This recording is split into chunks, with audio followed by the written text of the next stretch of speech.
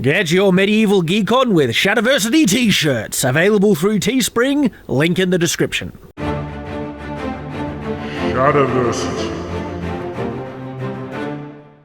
Greetings, I'm Shad, and why do Minotaurs always have the axe? Now, the Minotaur is a fantasy creature originally from Greek mythology, but it certainly has been adopted into more mainstream fantasies these days. Dungeons and Dragons, Chronicles of Narnia, and also other movies as well. The Percy Jackson movie, never really seen it, but there's a Minotaur in it. And yes, the Minotaur has certainly been adopted into mainstream fantasy.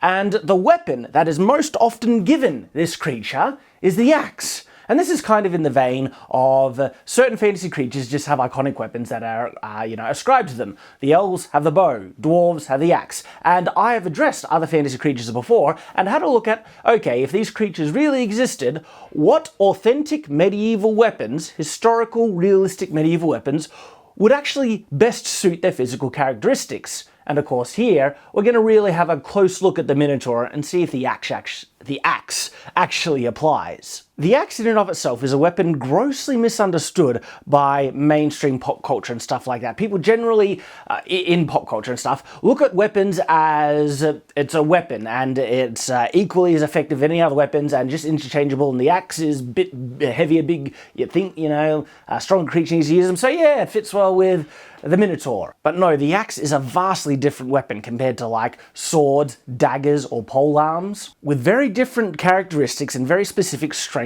and weaknesses. The axe excels, amazingly so, in damage potential. It is a deadly weapon, but in terms of defense, it sucks balls.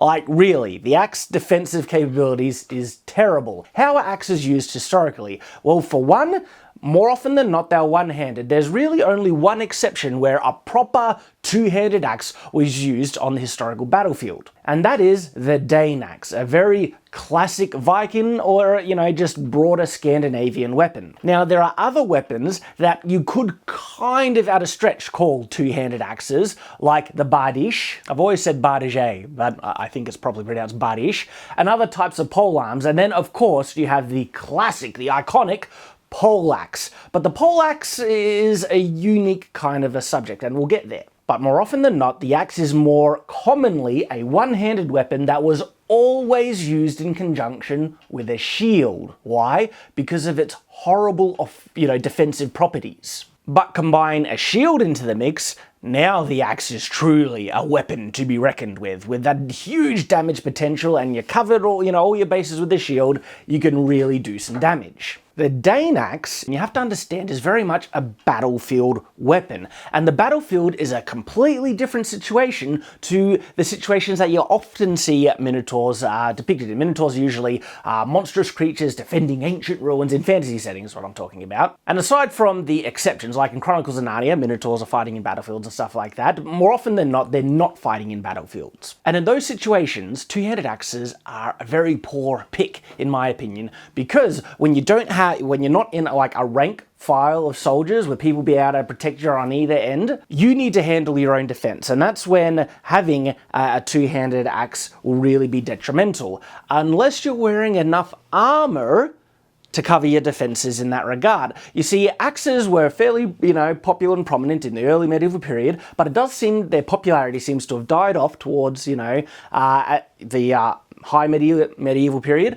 until you really consider polearms, which is the halberd and poleaxe, which are basically, both of them, really, really big axes. They have these big, huge axe heads on them. And these type of polearms were generally used in two kind of situations. One, if you have enough armor, your defenses are covered, or if you're in a battlefield formation. And other types of similar kind of polearms, one of the classic, and this polearm is actually more prevalent than both the halberd and poleaxe, and it was the polearm called the billhook. Now, the billhook has a pretty hefty chopping end, but it's hard to kind of see that's an axe, but it certainly can function like an axe. Then it has a really nasty hook to hook people and pull them down, very useful to dismounting mounted opponents. But do you see the pattern emerging? Is large two-handed axe-like weapons are generally only used when their lack of defensive ability is covered in some way. In terms of a weapon someone just carried around for whatever may befall them on their journeys,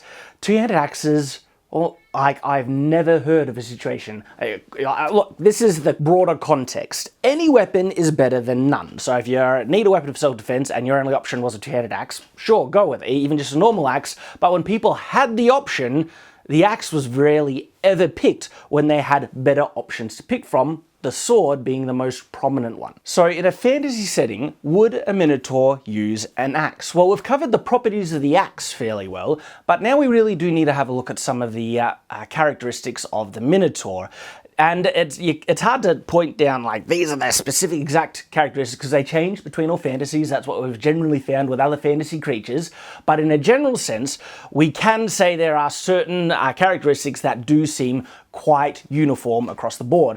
And one is certainly strength. Minotaurs are always seem to be depicted as having superior strength to humans, and it ranges from what I can observe to be about 1.5 times the strength to twice as strong in the general sense, but then you have the outliers where they are like, you know, have superhuman levels of strength, where they're either picking up people in their hands or throwing cars and stuff like that. But more generally, Minotaurs seem to be around a foot taller than humans, and being significantly stronger but not superhuman levels. They also all appear to have much greater mass in terms of just weight and girth, and upper body strength, it seems to be one of the things that affect that. But then they also have their hoofed feet, which also appears to give them greater speed. So Minotaurs are actually pretty intimidating creatures. They have some significant physical characteristics and advantages over the average human. Now, would these characteristics give them an overall inclination towards the axe? Not necessarily, because all weapons would gain an added advantage over, from a person with superior strength using them. Not just the axe, really big swords would get this advantage, as well as polearms. The situations that would prompt you to want to use an axe, in my opinion, are more the environments you're in, not necessarily your own physical abilities. And what are one of those environments? Well, certainly what type of opponents you're facing. If you are, facing someone that either heavily armored or a thick hide or something like that,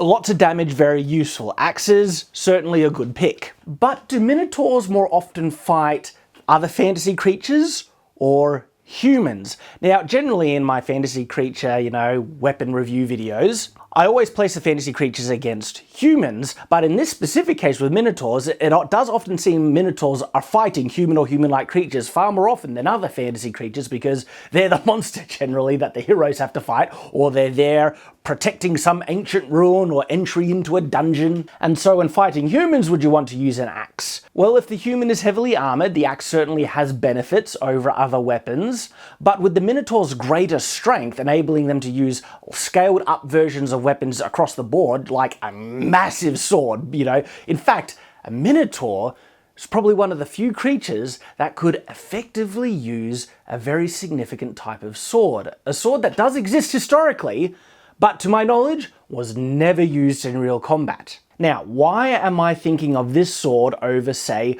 polearms and axes? The answer is that the sword gives such versatility over other types of weapons, and also convenience. One of the most significant advantages that a sword offers, especially over polearms, because generally it's considered polearms the battlefield weapon, they're superior to swords in all cases. Well, they are superior to swords in many cases, but there's one area that they really fall down on, and that is the striking range. If you've ever used a spear or polearm, you'll actually notice it is possible to overshoot the mark or undershoot it, because the actual area of damage that you're striking with, the axe head or the spike end, is very, very narrow. And so you can miss and hit with your opponent with the shaft of the weapon instead of the actual, sharpened or spiky part of the weapon. Swords do not have that problem, because right off from the top of the handle, so where the handle ends and the weapon begins, that is all death. And so it's actually far easier to strike at someone, with the death-killing part of the weapon on a sword than it is with polearms.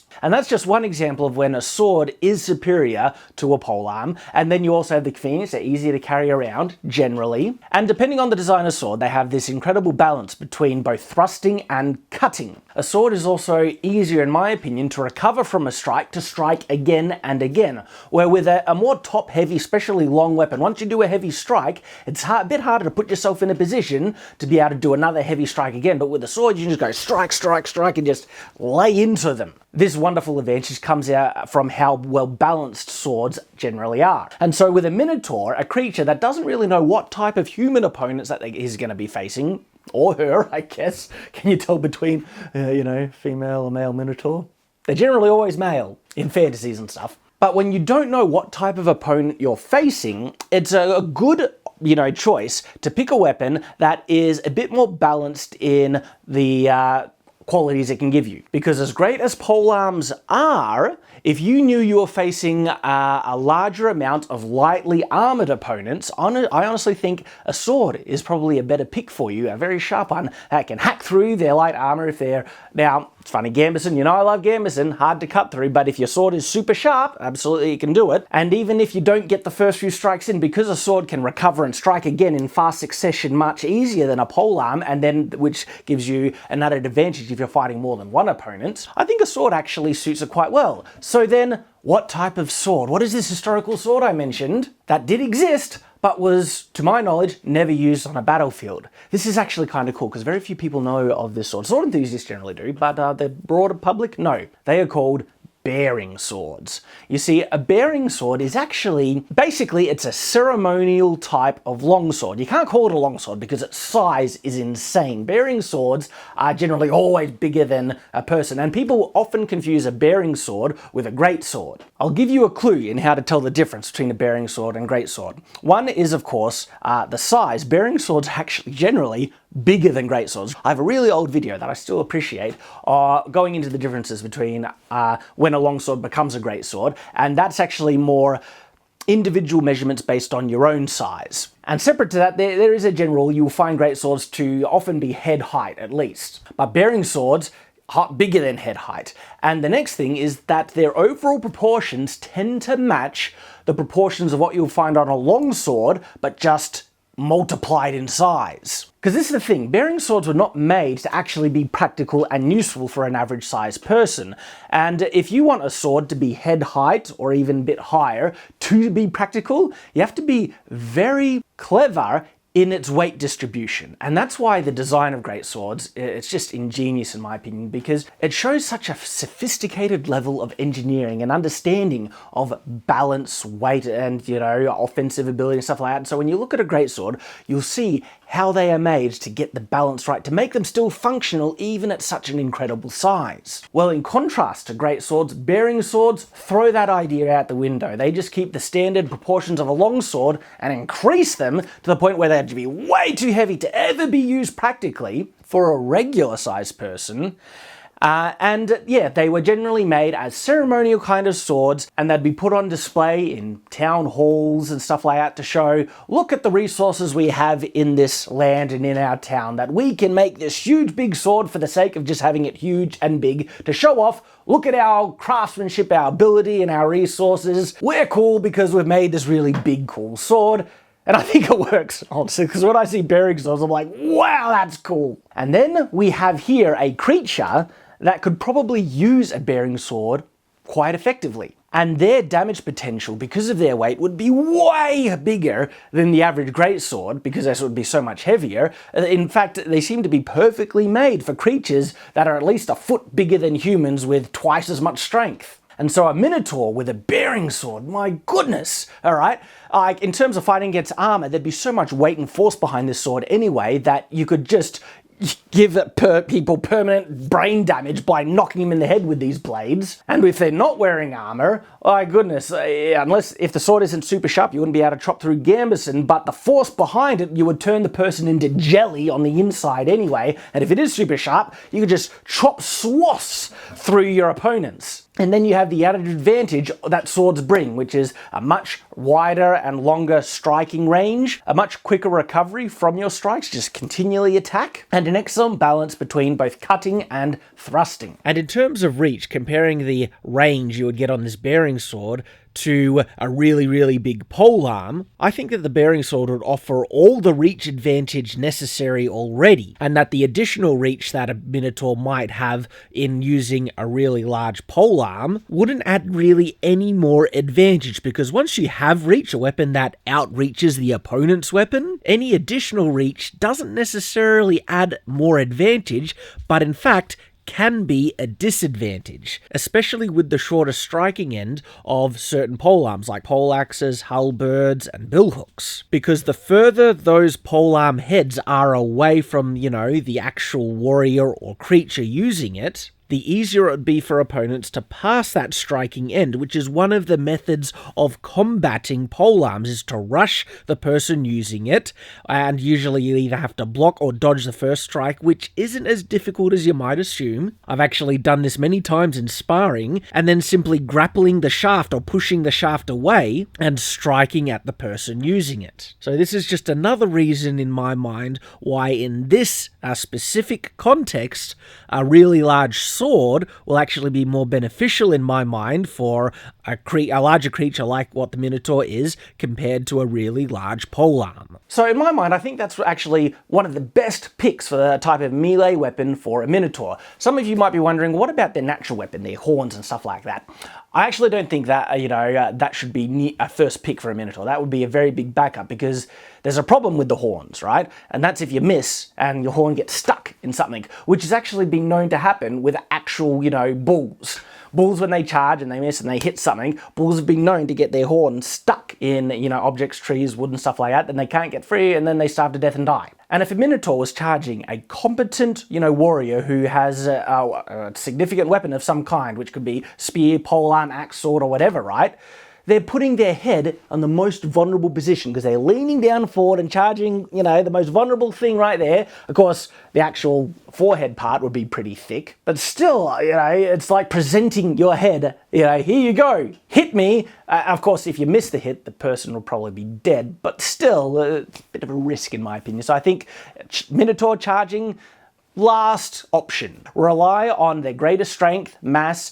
They would also be able to charge with their weapon instead of charging with their head. So charge with the sword, strike, or something like that. A lance could be useful in that situation. They certainly have the mass to do some heavy hits, but it's kind of only one hit. Once the lance either snaps, breaks, or gets stuck in your opponent, that's it. So more versatile weapon overall. Yeah, again, sword. There is, of course, another weapon that would suit Minotaurs beautifully well, okay? Like really so, because of their significant upper body strength. And I talk about this far more in depth in my video reviewing what best weapons would suit orcs, and that is the bow, because a bow gets a huge, benefit in terms of its power from the strength of the person using it. So just pretend I repeat everything I said about bows and orcs on this video with Minotaurs, because Minotaurs seem to be stronger than orcs, actually, depending on the fantasy, and therefore Minotaurs would get all the same benefits that orcs would get, but more. And there you go, I think we've covered a lot of different angles, thought processes, been really fun, but of course there is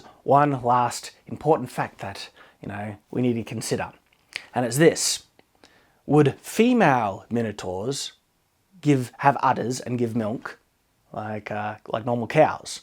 And if they did, could that be weaponized? I'll let you share your thoughts in the comments below in regards to that last fact, and I look forward to reading them. So thank you for watching, guys. I'll see you next time, and until then, farewell.